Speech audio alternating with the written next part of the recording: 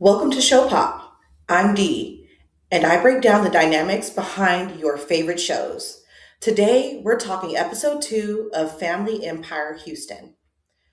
This episode was all about legacy, emotional inheritance, and power inside Black family systems.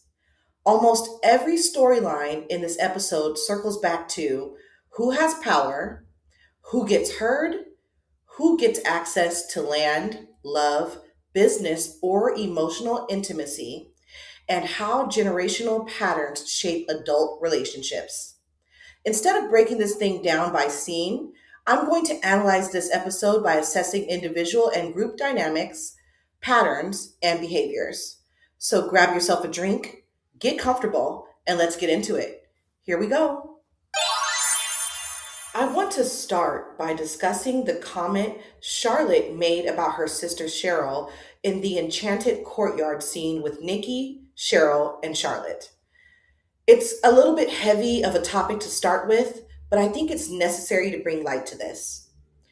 So, when Cheryl made a comment about manual labor, Charlotte then says Cheryl is, quote, built for that, unquote, and then says that Nikki is so little. Now, on the surface, this may sound like sisters joking around, and maybe it was. But comments like this are part of a broader context, especially in Black families and communities. Comments about women's bodies often reveal unconscious beliefs about femininity, softness, labor, and value, especially in Black families. Black women's bodies have historically been assigned labor value. This traces back to slave era ideas about labor, femininity, and physical value. Enslaved Black women were often valued based on perceived physical strength and labor capacity, especially in agricultural work. Echoes of this conditioning can still show up in Black families today, and it influences femininity standards, desirability, assumptions about strength, and how women are treated inside families. The comment that she's built for that may seem small on the surface, but culturally it reflects deeper conditioning. I may write a more in depth piece on this for Medium, but I just wanted to touch on it here. It's important as Black women we be careful about what we pass on through the generations and that we work harder to identify conditioned thinking that could be harmful and actively work to replace these ideologies with those that we want to pass on for generations to come. So I just want to mention that because that was something I noticed and it really affected me when I saw that. And it seemed like something so small, but it's actually much deeper than that. Let me know if you guys clock that too, okay? Now, speaking of deeply historical aspects of the Black experience, let's discuss why it's so powerful for Miss Oscarene to be a landowner and what that means for her family and the Braden legacy. You see, the storyline about the 2 acres of land represents survival, Black economic resilience, generational sacrifice, and control over family legacy. Miss Oscarene's story is deeply historical. As mentioned by Misha in the scene with Granny Oscarene, many Black landowners had their land taken from them unfairly. Many were also forced to pay for property with cash because they did not have access to lending. So I'm sure you guys heard Misha say that in her confessionals and when she was chatting with her grandma. Now, I just want to touch on this real quick because I had to dig a little deeper and do a little history and kind of tie everything together. So, historically, Black landowners lost land to discriminatory lending, predatory taxation, heirs' property disputes, legal manipulation, and forced sales. So that's why what Miss Oscarine represents is so important and why it's so powerful. Okay, she represents survival mentality, scarcity mindset, protection instincts, old school hustle culture, and distrust of systems, as well as economic self preservation. So I kind of noticed all of those things in that scene where Misha is chatting with grandma and she's talking about how she used to outbid everybody just to get the land. Like she sounds like she was really cutthroat, which I love. I love that she's so business oriented. And I believe it was one of her daughters in the scene. I can't remember who was talking about how Oscarene would pull the for sale signs out of the ground and take them with her so nobody could call and find out how much the land was or inquire about the land. Now, if I don't know if that's not hustle, excuse me, if that's not hustle culture, okay, if that's not cutthroat business lady, boss lady, I don't know what is. So I loved hearing about that. I really do enjoy them telling the stories about Miss Oscarine and her how she grew her business. It really does touch me.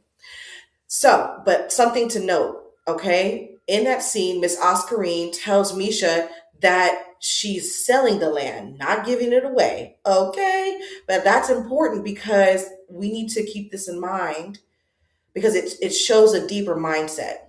It's as though Miss Oscarine is letting Misha and the other grandchildren know don't expect anything for free because she had to work for everything that she has. So, in other words, she expects them to work for everything that they have. She's not going to give you a helping hand. She's not going to hand it over to you without you working. You got to work for it.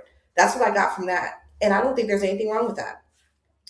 Meanwhile, Misha and the other grandchildren see the 2 acres as development, opportunity, wealth expansion, leverage, and generational investment.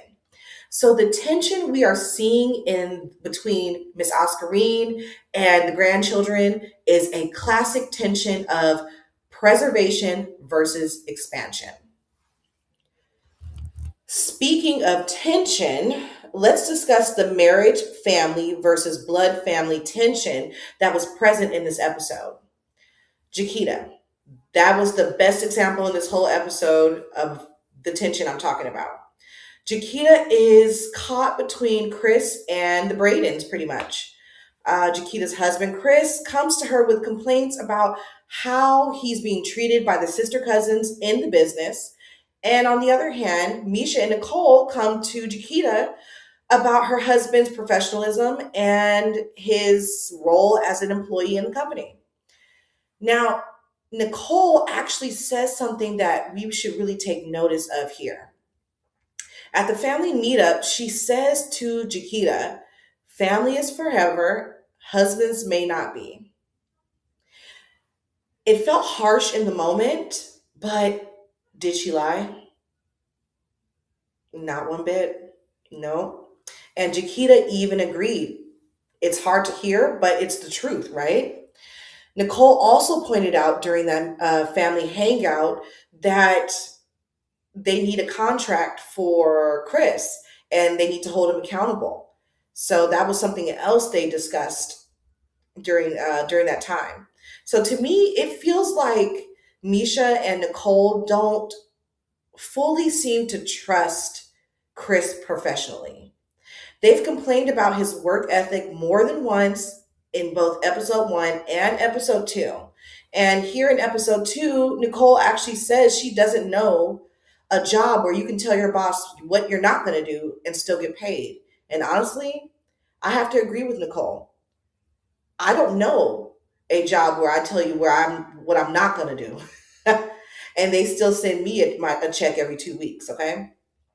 You're either going to do what needs to be done or you're going to find employment elsewhere, right? Quita actually says to Nicole that she's not, during that, when they're all hanging out on the couch and everything, she actually says like she's not going to repeat any of the conversation that they have there to Chris because she doesn't want it to be World War III. So that says a lot. That says a lot, y'all, about the place that she's in, right? She's clearly in a rock and a hard place, which is between her family and her family business and her husband. She's right smack dab in the middle, and it must be hard to navigate that. So I do feel for Quita. I really do.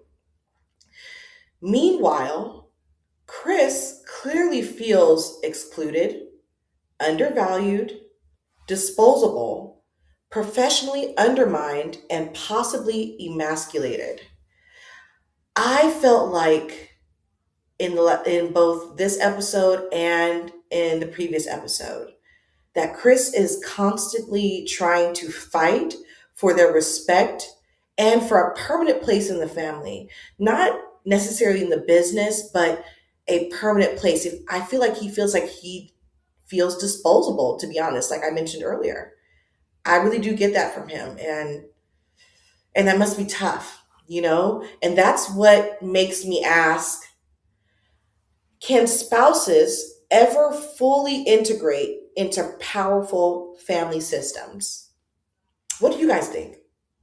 What do you think about Chris's dynamic with the sister cousins and with Chiquita, his wife? Let me know in the comments, okay? What makes Family Empire Houston interesting is watching a family navigate legacy in real time, emotionally, financially, and relationally. Inheritance isn't just about land and money. Sometimes people inherit silence, emotional distance, pressure, and unresolved pain too. There is so much more that I could break down, but I think I'm going to leave it here for today. Also, I did not forget about the Keisha and Nicole or the Nicole and Larry dynamic in this episode. I'm considering writing about their interaction in an article. So be sure to be sure to follow Showpop on Medium and Tumblr if you enjoy written content. Okay. In the meantime, enjoy the outro music. Thank you for watching, and I will see you in the next one. Bye.